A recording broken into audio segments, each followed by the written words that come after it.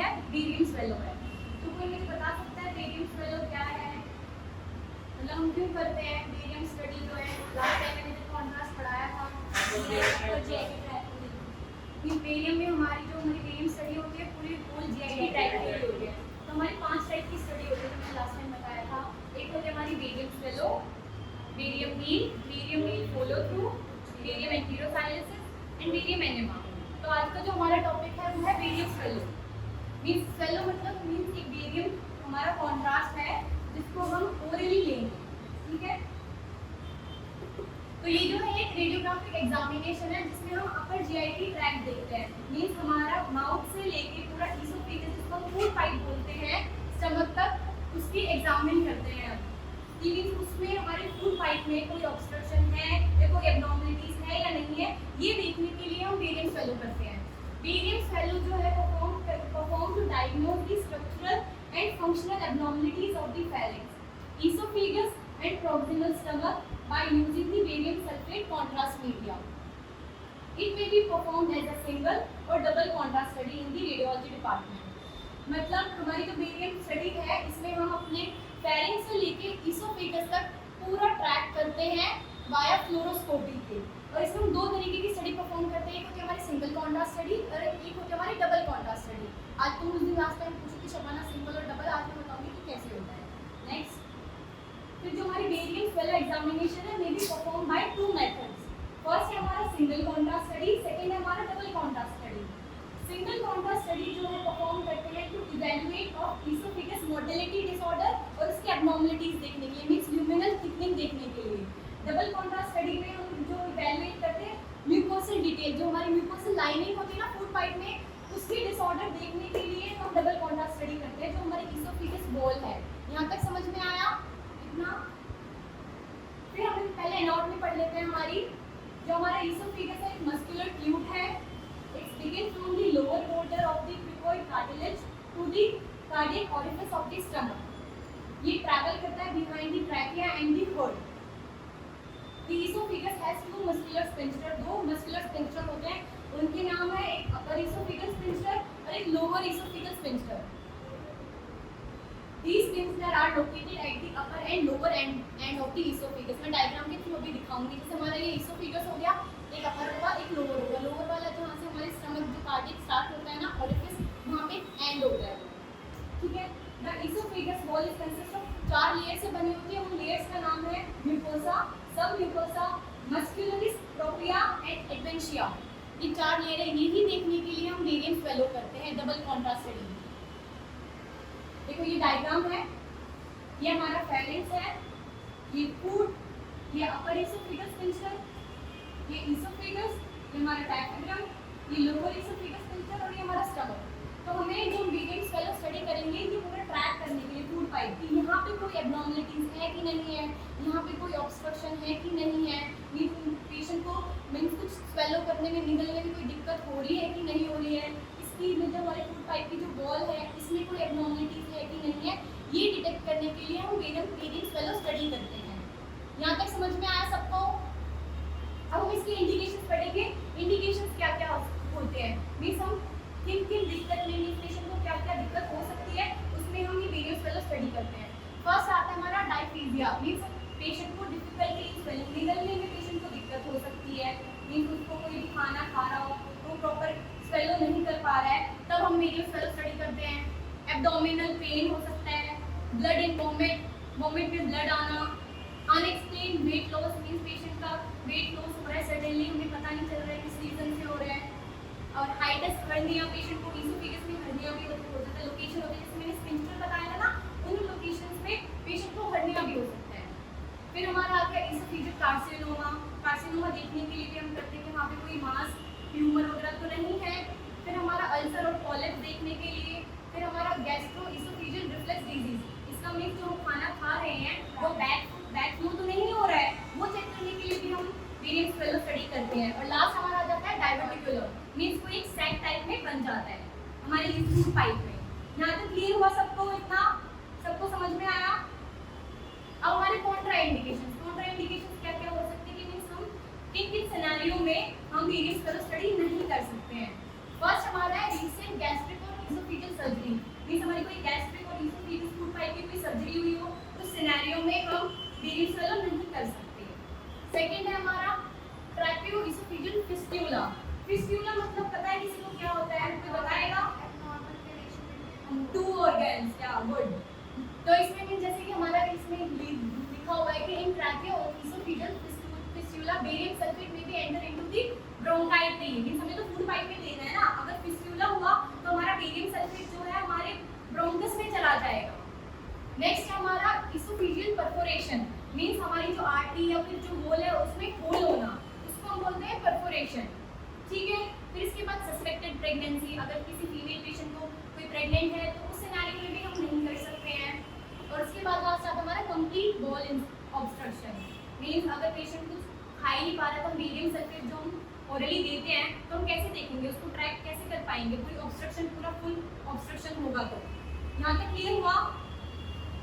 अब हम पढ़ते हैं इक्विपमेंट की। अब हम अपने एक्सरे में मतलब जो बेरियम स्टडी करेंगे कौन कौन से इक्विपमेंट यूज करेंगे। फर्स्ट आता है हमारा fluoroscopy unit with tilting table, attach image intensifier और स्पॉट फिल्म डिवाइस और हाई स्पीड कैसेट, ये एक्सरे के लिए हो गए। मींस हम दोनों सीआर सिस्टम में भी कर सकते हैं, हम डीआर सिस्टम में भी कर सकते हैं और फ्लोरोस्कोपी में भी कर सकते हैं। टिल्टिंग टेबल मतलब जो हमारी जो टेबल होती है फ्लोरोस्कोपी की उसको 90 डिग्री कर देते हैं हम, क्योंकि सीआर में तो हमारा चेस्ट स्टैंड होता है तो हम वहाँ पे कैसेट इंसर्ट कर सकते हैं, बट फ्लोरोस्कोपी में जो हमारी टेबल है उसको पूरा 90 डिग्री परपेंडिकुलर टिल्ट कर देते हैं, क्योंकि हमें बेरियम स्वेलो जो स्टडी होती है हमें पेशेंट की डायरेक्ट पोजीशन जिसको अपराइट पोजीशन बोलते हैं उसमें करनी होती है, क्योंकि हमें पूरा ट्रैक करना होता है ना इसोफेगस, इसलिए। नेक्स्ट है हमारी जैसे दो मैंने बताया कि दो स्टडी करते हैं, तो एक हमारा thick density barium sulphate suspension और एक हमारा थिक डेंसिटी। ये डबल कॉन्ट्रास्ट के लिए होगा, ये सिंगल कॉन्ट्रास्ट के लिए होगा। मीन जो रेशियो है ना इसके कंपैरिजन इसका रेशियो बेरियम सल्फेट का हम ज्यादा रखेंगे। ठीक है, सपोज जैसे कि इसका रेशियो हमने मतलब हमने 10 ml समथिंग लिया तो इसको हम 20 ml लेंगे। ठीक है, लास्ट आ जाता है हमारा जो मैं डबल कॉन्ट्रास्ट स्टडी जो क्लास में पूछ रही थी कि हम गैस कैसे देते हैं, तो हमारा एफिशिएंट पाउडर होता है, इसके थ्रू गैस प्रोड्यूस की जाती है, इसको बोलते हैं गैस प्रोड्यूसिंग एजेंट और डबल कॉन्ट्रास्ट स्टडी। सिर्फ ये डबल कॉन्ट्रास्ट स्टडी में यूज करते हैं, मैं आगे बताऊंगी कि कैसे यूज करते हैं। ठीक है, यहाँ तक क्लियर हुआ सबको। अब हम पढ़ते हैं इसमें पेशेंट प्रिपरेशन क्या है। इसमें कोई स्पेशल पेशेंट प्रिपरेशन की रिक्वायरमेंट नहीं होती है, बस पेशेंट को एग्जाम से पहले 2 घंटे की फास्टिंग चाहिए होती है। ठीक है, इसके बाद पेशेंट को बोला जाता है कि कुछ खाए पिए ना, बिल्कुल एम्प्टी स्टमक आए हो और पेशेंट के उसमें एब्डोमेन में एरिया में कोई भी गैस वगैरह कुछ नहीं होना चाहिए। लास्टली पेशेंट को स्ट्रिक्टली इंस्ट्रक्ट किया जाता है कि वो स्मोक और च्युइंगम ना खाए, इसकी वजह से जो हमारी कोटिंग है म्यूकस इसोफेगस की वो हमें प्रॉपर नहीं दिख रही। अगर वो कोई भी अगर स्मोक करके आएगा या फिर च्युइंगम खा के आएगा तो पेशेंट को स्ट्रिक्टली इन्फॉर्म किया जाता है कि ये चीज़ ना करें। ठीक है, यहाँ तक क्लियर हुआ सबको। नेक्स्ट अब हम पढ़ते हैं प्रोसीजर हम कैसे करते हैं। हमने पढ़ लिया इंडिकेशंस पढ़ लिया, कॉन्ट्रा इंडिकेशन पढ़ लिया, हम कौन कौन सी मशीन यूज करेंगे वो पढ़ लिया, पेशेंट प्रिपरेशन पढ़ लिया। अब लास्ट हमारा है प्रोसीजर। अब हम 2 टाइप के प्रोसीजर पढ़ेंगे, एक पढ़ेंगे हम single Contra study, double Contra study. But procedure start करने से पहले पेशेंट से हमें मैंने बताया था लास्ट टाइम उसकी सारी रिपोर्ट्स लेनी है, उसकी हिस्ट्री पूछनी है, क्या सर आपको कोई दिक्कत है। अगर पेशेंट ने किडनी फंक्शन टेस्ट नहीं कराया है तो उनको सजेस्ट करना है टेस्ट कराने के लिए आपको क्रेटिनिन और यूरिया। बताया था ना बेरियम देने से पहले जो identity contrast media patient iodine sensitive है या नहीं है वो चेक करने के लिए हम पेशेंट के ब्लड रिपोर्ट टेस्ट देखते हैं। ठीक है, सारी हिस्ट्री लेने के बाद पेशेंट को चेंज करने के लिए बोलते हैं और पेशेंट से कंसेंट साइन कराते हैं। कंसेंट पेशेंट को इसलिए साइन कराते हैं कि पेशेंट को पता है जो हमने स्टडी करी है, जो हमने प्रोसीजर करा है, जो पेशेंट को कॉन्ट्रास्ट दे रहे हैं उनको पता है कि सर आपका इतने घंटे का प्रोसीजर होगा, ऐसे ऐसे होगा, आपको ये दवाई दी जाएगी। उनकी एग्रीमेंट के लिए कंसेंट साइन कराते हैं। ठीक है, तो फिर पेशेंट को हॉस्पिटल गाउन पहना दिया, उनको टेबल पे लिटा दिया। नेक्स्ट देखो ये हमारी फ्लोरोस्कोपी मशीन है, पेशेंट को ऐसे हम अपराइट पोजीशन में खड़े करते हैं, यहाँ से ऑपरेट करते हैं। ये देखो टेप पीछे हमारी फ्लोरोस्कोपी दिख रही है, टेबल स्ट्रेट कर दिया और यहाँ पे हम लाइव मॉनिटर करते हैं। यहाँ पे पूरी टीम होती है, रेडियोलॉजिस्ट होते हैं, रेडियो टेक्नोलॉजिस्ट होते हैं, नर्सेज होती है, सारी टीम होती है करने के लिए। नेक्स्ट तो अब पहले पढ़ते हैं सिंगल कॉन्ट्रास्ट स्टडी क्या है। सिंगल कॉन्ट्रास्ट स्टडी में पेशेंट को अपराइट पोजीशन में हम खड़े कर देते हैं। उसके बाद फ्लोरोस्कोपी जैसे कि हम टेबल था, पेशेंट मतलब सामने इंटीरियर पोजीशन में पेशेंट खड़ा हो जाएगा। उसके बाद पेशेंट को इंस्ट्रक्ट किया जाता है कि एक माउथ फुल्ली पूरा मुंह करके 10 से 15 ml बेरियम सल्फेट सस्पेंशन जो कॉन्ट्रास्ट है वो पिए, वो पी के वो होल्ड करे, इंस्टेंटली उसको स्वेलो ना करे। जब तक हम एक्सपोजर नहीं करेंगे तब तक वो होल्ड करके रखे। वो होल्ड करने के बाद जैसे पेशेंट ने सपोज करो 10 से यहाँ पे पेशेंट खड़ा हो गया है, उसने कॉन्ट्रास्ट लिया 10 से 15 ml, जितना उसको अपने माउथ में पूरा फुल कर सकता है वो उतना करेगा। वो पेशेंट टू पेशेंट डिपेंड करता है। पीने के बाद वो होल्ड करेगा। पेशेंट को हम बोलेंगे, रेडियो टेक्नोलॉजिस्ट जो है वो बोलेंगे कि सर आप पी सकते हो, और पीते टाइम बर्प ना करें। बर्पिंग मीन्स डकार ना ले। तो जब वो स्वेलो कर रहा होगा उस टाइम में हमें साइमल्टेनियसली स्पॉट फिल्म से फ्लोरोस्कोपी की इमेजेस लेनी है। हमें पूरा जो हमारा फूड पाइप है उसको ट्रैक करना है। तो सेम यहाँ पे ये लिखा है कि then the head is turn behind the fluoroscopy screen, the patient is instructed to take 10 to 15 ml barium sulfate, one mouthful, and swallow it. The passage of barium is examined by the radiologist under the fluoroscopy machine. ठीक है? After the patient is asked to take several mouthfuls of barium sulfate and swallow it. उसके बाद एक 10 to 15 ml लेने के बाद उसको continuously लेना है जब तक हमारा पूरा फूड पाइप से स्टमक तक, लास्ट तक मीन्स हमारा जो कार्डिक ऑरिफिस है वहाँ तक ना पहुँच जाए तब तक पेशेंट को लेना है। हमें पूरे को ट्रैक करना है ना। तो हमारा बेरियम सल्फेट जो सॉल्यूशन है पूरा नीचे तक आना चाहिए, माउथ से लेके पूरा नीचे पूरा फूड पाइप ट्रैक होना चाहिए। ठीक है? फिर during the swelling the radiologist observe the passage of barium under the fluoroscopy screen. जब पेशेंट पूरा बेरियम सल्फेट सॉल्यूशन ले लेता है उसके बाद फ्लोरोस्कोपी के थ्रू रेडियोलॉजिस्ट ट्रैक करता है पूरे फूड पाइप को। सबसे पहले हम स्काउट इमेज लेते हैं। ठीक है? जब हम कॉन्ट्रास्ट दे देंगे तो उसके बाद हम 4 लेते हैं, ईपी लेते हैं, लेटर लेते हैं, आरईओ लेते हैं एंड एलईओ लेते हैं। और all exposure should be made in suspended respiration. ठीक है? फिर again settle mountain of barium sulphate are given to the patient and full length will not taken to the spotting device. मतलब जब हमने barium sulphate पिला दिया patient को तो जैसे सीआर में, अगर हम सीआर में कर रहे होते हैं तो सीआर में हम इंटरवल में लेते हैं क्योंकि स्पॉटिंग में तो लाइव इमेज देख सकते हैं तो पैरेलल एक साथ आता रहेगा। अगर हम सीआर में कर रहे हैं हाफ पोर्शन इतना लेंगे फिर इतना लेंगे तो हम 2 टाइम में लेते हैं क्योंकि एक साथ नहीं आता। तो स्टिक रेडियोग्राफी सॉफ्टवेयर के थ्रू उसको कंबाइन करते हैं। ठीक है? ये लेने के बाद the film are taken from the pharynx to the cardiac orifice. मैंने बताया फेरेंक्स से लेके कार्डिक ऑरिफिस तक पूरा ट्रैक करेंगे। हमें पूरी फिल्म इमेज चाहिए of the stomach before the oesophagus empty. ठीक है? Right anterior oblique is the best position to demonstrate barium filled esophagus and gastric reflux. Right anterior oblique सबसे बेस्ट पोजीशन है देखने के लिए esophagus की abnormalities देखने के लिए और उसके gastric reflux देखने के लिए कि हमारा फूड जो है बैक फ्लो हो रहा है कि नहीं हो रहा है। ये देखने के लिए सबसे right anterior oblique सबसे बेस्ट पोजीशन। ये देखो ये हमारी इमेज है, ये हमारा नॉर्मल equilateral व्यू है स्काउट। ये दिख रहा है इतना एकदम क्लीन दिख रहा है। यहाँ पर हमने कॉन्ट्रास्ट दिया है तुम्हें, थोड़ी सी ब्लर है, इमेज अच्छी नहीं है बट ये चीज दिख रही है। यहाँ पे कॉन्ट्रास्ट देने के बाद जा रहा है फूड पाइप में। यहाँ पे ये नॉर्मल नहीं है बट हाँ ये एबनॉर्मल है। यहाँ पे देख रहे हो तुम्हें ये चीज, ये देखो ये हमारा पूरा फूड पाइप यहाँ से लेके पैरेंट से लेके पूरा कार्डिक ऑरिफिस तक। ये हमारी लेटरल पोजीशन है और ये हमारी राइट इंटीरियर ऑब्लिक पोजीशन है। ये 3 फिर सेम हम जैसे हमने सिंगल कॉन्ट्रास्ट स्टडी कर ली। देखो जरूरी नहीं है कि हमने सिंगल कॉन्ट्रास्ट स्टडी कर ली तो हम पेशेंट को डबल कॉन्ट्रास्ट स्टडी जरूरी है कि हमें सिंगल के बाद डबल करनी जरूरी है। वो डिपेंड करता है कि पेशेंट की क्या क्या दिक्कत है, क्या क्या फाइंडिंग्स है।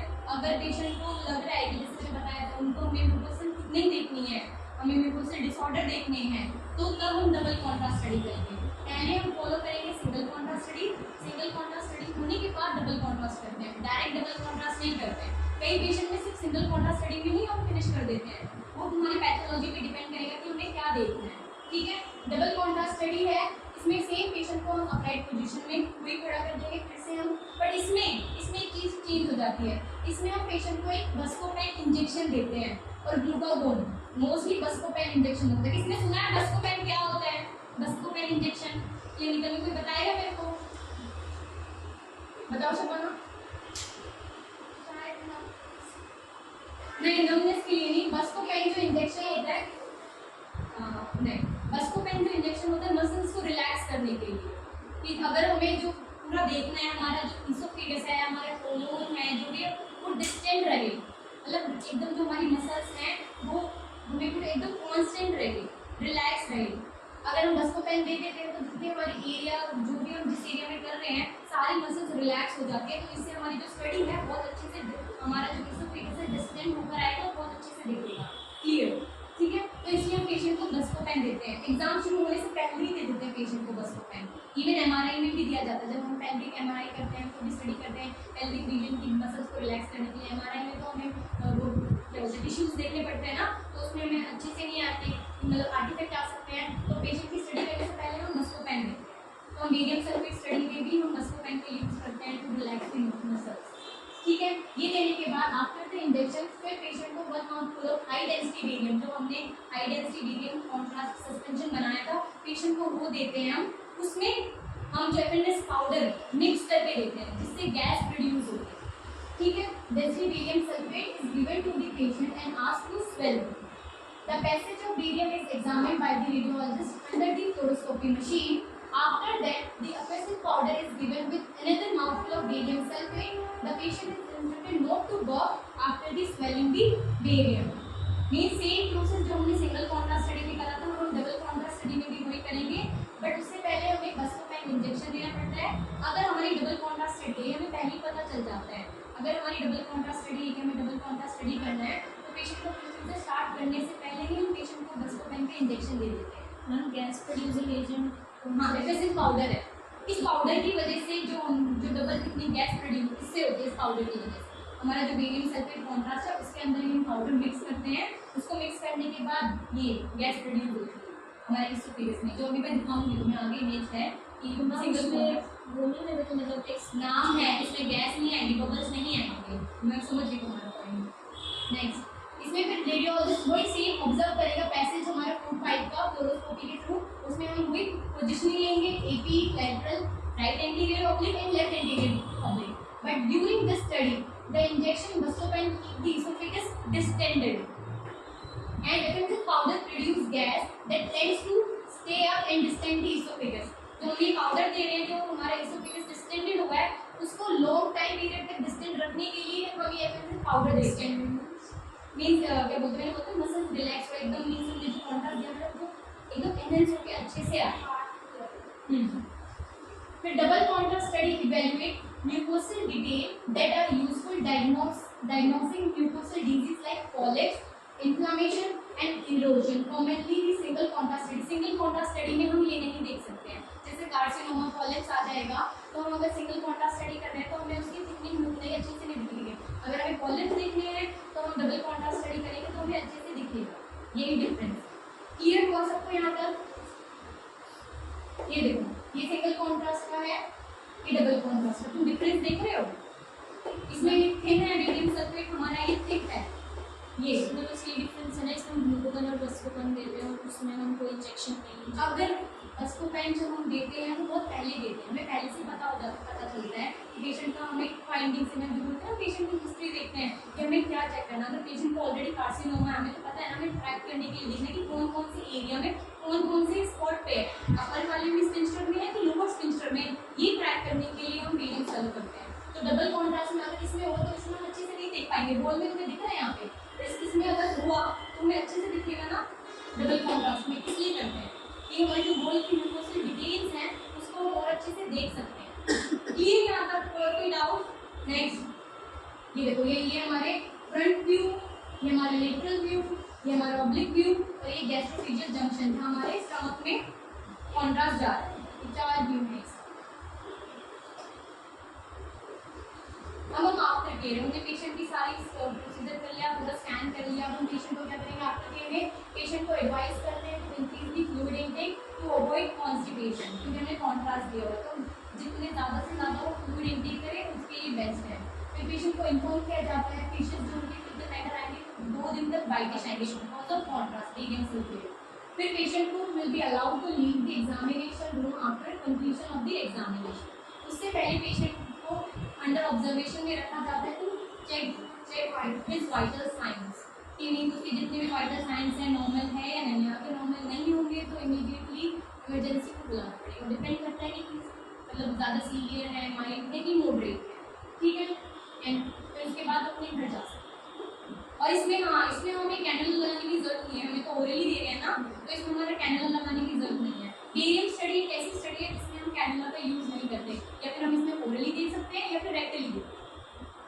रेक्टली एनेमा के थ्रू। हाँ, वो मस्कुलर में दिया जाता है बस्कोपेन जो है ना, इंट्रामस्कुलर दिया जाता है, वेन्स में नहीं। बस्कोपेन का जो इंजेक्शन है वो मस्कुलर दिया जाता है, इंट्रामस्कुलर, क्योंकि मसल्स को रिलैक्स करनी है ना, उसकी वजह से हमारी जो स्टडी कर रहे हैं उसमें प्रॉब्लम ना आए, उसमें आर्टिफैक्ट्स ना आए, वो देखने के लिए। यहाँ तक क्लियर हुआ सबको?